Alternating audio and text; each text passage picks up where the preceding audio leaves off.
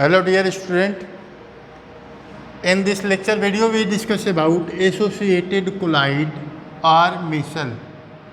Associated colloid or meshel. In the last class we discuss type of colloidal solution.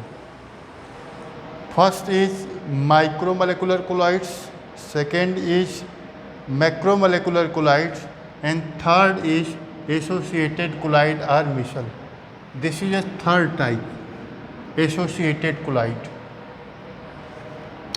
So what is associated colloid? When particles are compounds dissolve in low concentration, true solution is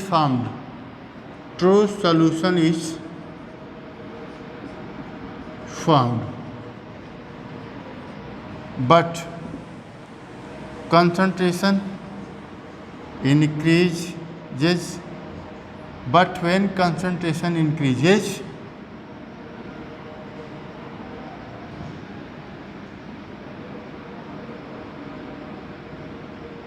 aggregation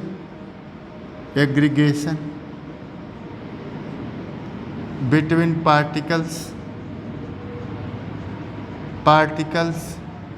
start, and molecules comes into the colloidal range.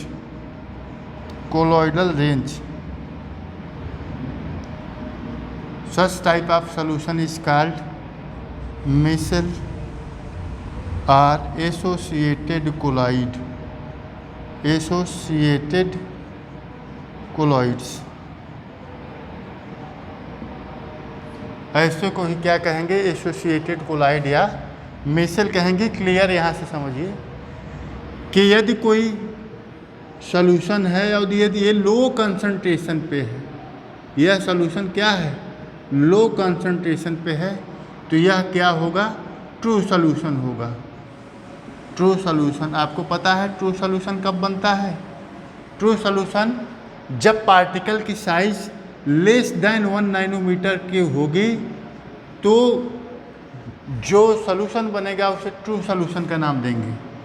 यदि इसी solution में हम concentration को increase कर दें, हम concentration को क्या कर दिए? कंसंट्रेशन को इंक्रीज कर दें। कंसंट्रेशन को देखिए मैंने इंक्रीज कर दिया, आपको दिखाई दे रहा होगा कि लो कंसंट्रेशन का है और ये हाई कंसंट्रेशन का है। जैसे ही हमने कि इसमें कंसंट्रेशन इंक्रीज किया, पार्टिकल एक दूसरे से क्या होने लगे? एसोसिएटेड होने लगे। एसोसिएट मतलब एग्रीगेशन स्टार्ट हो गया बिटवीन द पार्टिकल्स।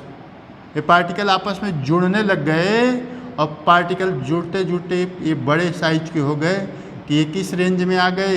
ये कोलॉइडल रेंज में आ गए। पार्टिकल जुड़ करके एसोसिएट हो करके ये कोलॉइडल रेंज में आ गए। तब ऐसे सॉल्यूशन को क्या बनेंगे? मेशल। ऐसे सॉल्यूशन को क्या बोलेंगे? मेशल बोलेंगे या एसोसिएटेड कोलाइड बोलेंगे। आपको समझ में आ गया होगा। एग्जाम्पल जैसे सोप सॉल्यूशन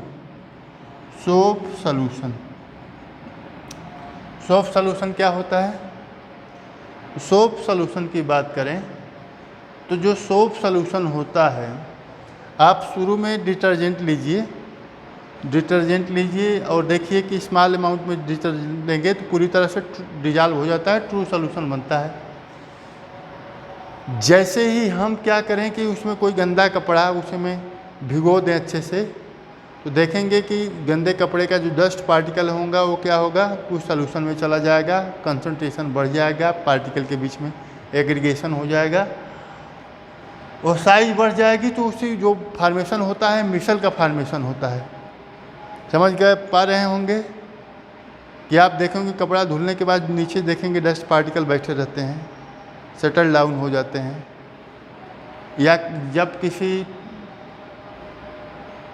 डिटर्जेंट के सॉल्यूशन में हम कोई गंदा कपड़ा डालते हैं तो थोड़ी देर के बाद देखते हैं कि वो कंसंट्रेशन बढ़ जाता है, पार्टिकल दिखाई देने लगते हैं, तो उसी को ही आप समझो वही मिसल है आपका।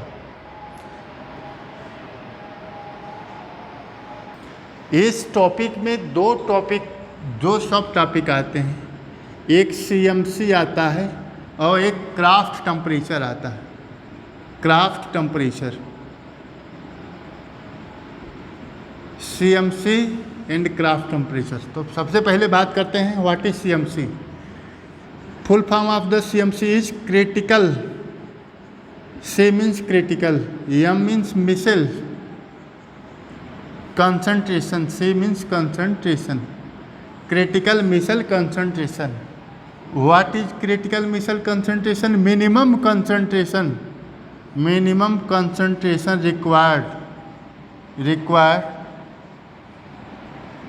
required for formation of missile। मिसल बनने के लिए वह मिनिमम कंसंट्रेशन जो ज़रूरी होता है, मिसल बनने के लिए वह मिनिमम कंसंट्रेशन जो रिक्वायर्ड होता है, उसी मिनिमम कंसंट्रेशन को ही क्या नाम दे देते हैं? क्रिटिकल मिसल कंसंट्रेशन। आपको समझ में आ गया होगा। क्राफ्ट टेम्परेचर क्या होता है? Minimum temperature at which formation of missile start। formation of missile start। such temperature, this temperature is called craft temperature। Craft temperature क्या है? जिस टेम्परेचर पर मिसल बनना चालू हो जाएगा वही मिनिमम टेम्परेचर का क्या नाम दे देंगे? Craft temperature. तो आपको समझ में आ गया होगा सारी चीज़ें, कोई डाउट नहीं होगी। तो आपको अभी पढ़े मिसल क्या होता है, एसोसिएटेड कोलाइड क्या होता है, दोनों एक ही चीज़ होती है, क्लियर हो गई होंगी। बहुत इंपॉर्टेंट है, एग्ज़ाम में हमेशा पूछा जाता है। क्राफ्ट टेम्परेचर हर साल पूछा जाता है, कांस्टेंट है इस चैप्टर का। एक टॉपिक जो है, एक सब टॉपिक कांस्टेंट है, हमेशा पूछा जाता है क्राफ्ट टेम्परेचर। तो बस आज के लिए इतना ही। Thank you for watching.